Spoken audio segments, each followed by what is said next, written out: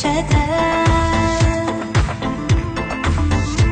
Yine bu həzin gecələr, xoş əyləncələr, başım qaçsa da ardıma düşən ilgilər, yalan sevgilər məni aldatsa da, sonunda tənha qalarkən, özüm özümdən sorarkən düşürsən yada. Ruhumun istəyi sənsən, tək bircə sənsən bu dünyada. Amma yenə də ürəyim bir səni istər yenə də. Duygularım çılğındır sakit bir gecədə. Darıxıram sənsiz neçədə.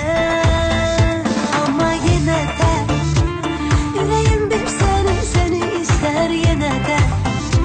Duygularım çox çılğın sakit bir gecədə. Darıxıram sənsiz neçədə.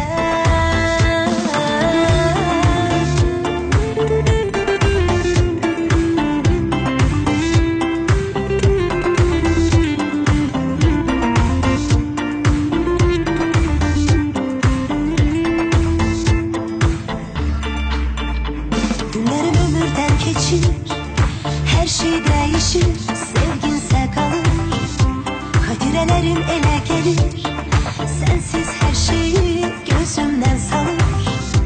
Bu kadar acilsem ben, sensizliğimden gözüm yaşarır. Doludu kalbim gözlerim, sene hislerim, fırtınalar koparır. Ama yine de yüreğim bir seni ister yine de. Duygularım çılgındır sakit bir gecede.